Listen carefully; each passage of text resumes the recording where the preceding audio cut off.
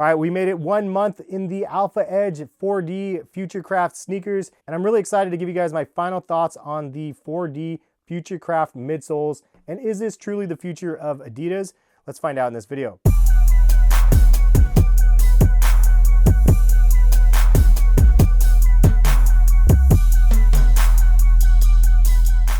What is going on, guys? Hess here, collectivekicks.com, and if you guys are wanting to shop this week's top sneaker deals, check the link in the description. Also, if you guys are enjoying this content anytime through the video, if you guys can hit the thumbs up button, I do appreciate it when you guys do that. I've put a month of solid wear into this shoe, even though it might not look like it, and I wanted to give you guys my final thoughts on this technology, and does it actually live up to the hype, or will this be another Adidas Springblade? First off, if you guys actually don't know what the Adidas FutureCraft 4D technology is, go ahead and check out my other video that I already posted breaking down the technology and then also comparing it to Adidas Boost. If you want to go watch that video first, go ahead.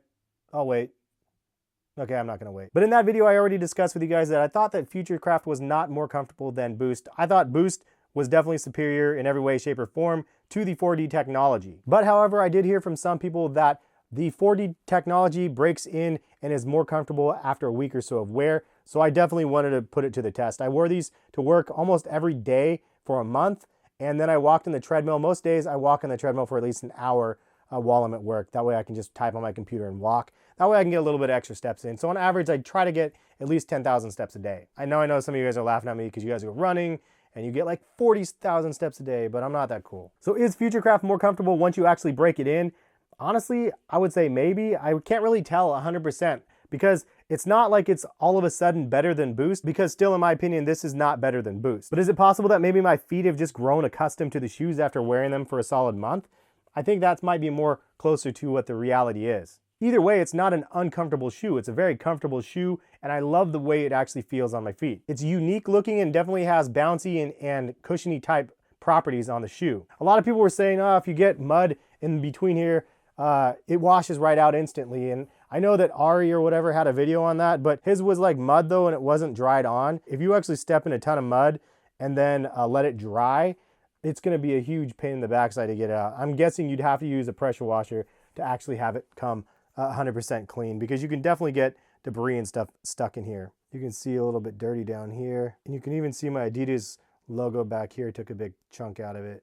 So while it is a groundbreaking technology, it doesn't feel like it necessarily on feet, but this is also the first steps of the technology. The idea that they can 3D print and map it to your own individual foot, I think would give this technology a huge advantage over a lot of the stuff that's on the market. So it's definitely something I'm still really interested in. We do have a list of pros and cons to go over though, so I'm gonna go ahead and start off with the pros. First of all, I think that it is very future thinking. I love the concept. I love the future thought and the potential for a product like this. It's definitely cutting edge technology. The ideas of customized midsoles and have that individualized comfort that everybody might need. Some people have high arches, some people don't. The idea that the midsole can actually adjust to whatever your foot type is pretty amazing. The cushion is nice. It is spongy and it is well cushioned for sure. All in all, they just felt really good on feet. And I know that I wore these on feet for a month because I wanted to do a video on this, but it was like a treat to actually put them on every day. It was something that I really grew accustomed to. Another pro is that I think they look crazy on feet. I really love the style and the double takes that people give you when you walk by in this crazy looking sole. They look like, what is that? They don't get it. Like, especially people that have never seen them before. Another pro is that it's really soft to the touch. Like, it doesn't look like this material is gonna be soft, but it really is surprising how soft this material is. Also, because of this crazy unique design, when I was actually at the playground with my kid and stuff, if you step in the rock in the middle of your shoe or in the side right here, the midsole actually absorbs it. So it's not like it's gonna roll if you step on something. It actually just takes it in and then collapses right where it needs to be. So I found that really interesting when I did step on something and I noticed how it definitely morphed around. But as I already mentioned, it's firmer in some places like the forefoot, and it's softer in others like the heel section. Also a pro in my opinion is the insoles are really nice. Like, this is a nice padded leather insole. I like the little simple branding of FutureCraft 4D on it. These things are really, really comfortable, and I'm not somebody that actually likes insoles for the most part. Another overall pro is the sole. I love the soles of the shoe. It's very, very substantial, and there's a lot of tread on this Continental rubber sole. I really thought this was a well-designed sole, and it felt great on feet. And the last pro is I think that Adidas is the first technology to really bring 3D printed midsoles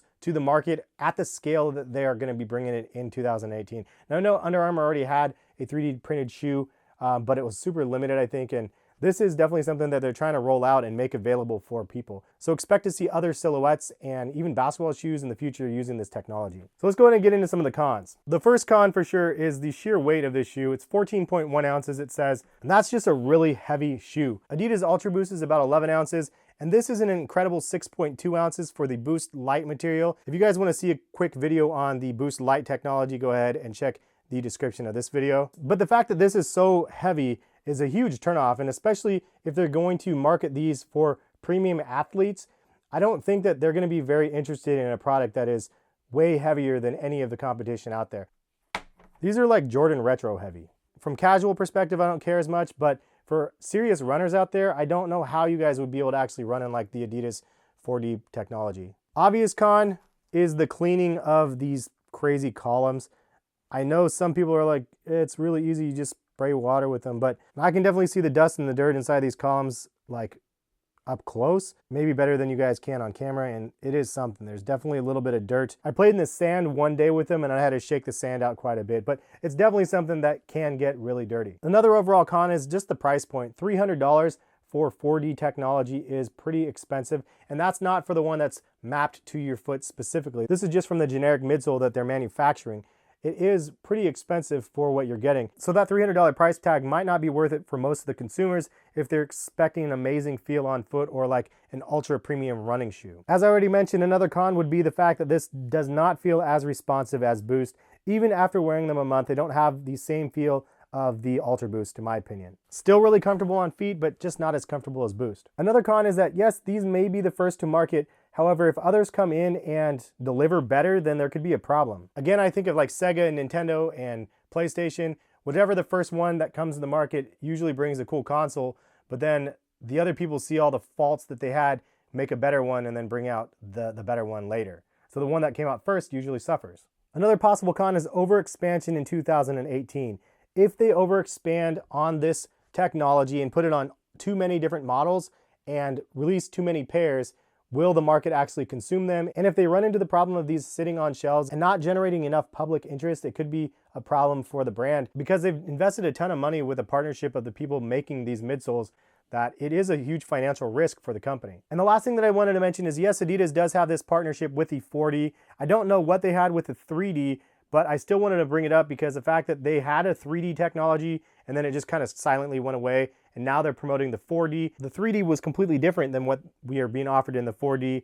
And will this technology actually have longevity or not? What if this actually is too heavy for the professional athletes out there that want to use the cutting edge technology that companies have available? This might not be in their arsenal for what they're going to be using. And will they have to pivot and go to a 5D technology or whatever it might be? One other pro that I did want to mention though is the overall sturdiness of this shoe is amazing. It feels like a tank on feet because it is substantially heavier than most of the other shoes out there, but the prime knit material felt really good on feet also. The whole upper design in general felt really, really comfortable on feet. So the overall fit on these is kind of interesting. They only go 9, 10, 11, 12. I actually had a size 9 and a size 10 in this. I only showed you guys one when I did an unboxing. I actually had 2, and I ended up sending a pair to Kais for retail because he wanted to try out the technology as well. I kept the size 9. I tried on the size 10 once and they were way too big comparison. So I would say true to size or half size down is a better bet than a half size up. If you guys have a difference in opinion though, leave a comment in the comment section. The cushioning in the shoes I would say would be a 3.5 out of 5. It's really good cushioning, but it's not the best. The responsiveness, I would give it a 3 out of 5. The upper material, I'd give probably a 4 out of 5. I really actually liked it when I wore these more. Prime knit material is actually really nice on feet. The breathability, I would say, is probably a 3.5. The durability, I would say, is a 4. It's a very durable shoe. Stability, I would say that these are a 4 as well because they felt really stable on feet. Traction, I would give it a 4 also out of 5. Really good traction. And overall style, I actually like it a lot. I would give it a 4 out of 5 as well. So final thoughts after wearing these things for a month. Are they worth buying? Is it worth spending your money on them? $300 is a lot of money, but if you got the money and you want to try a fun new technology, then this one I think is for you. I think it's a great fun new technology. If you're looking for a performance upgrade on your feet, however, I don't think it's going to deliver in that sense. I would definitely say it is above average technology and has the potential that it can deliver something super, super dope if they're able to customize it to individuals' needs. I personally love the innovation of Adidas and I like the fact that they're trying new things. But what do you guys think about the FutureCraft 4D technology and the midsole? Leave some comments below on the overall thoughts that you may have and if you've tried the technology or not. But if you've enjoyed this review, go ahead and hit that like button. It is definitely appreciated when y'all do that. Subscribe to the channel if you guys are new. Hit the notification bell if you want to be notified when I post more sneaker reviews.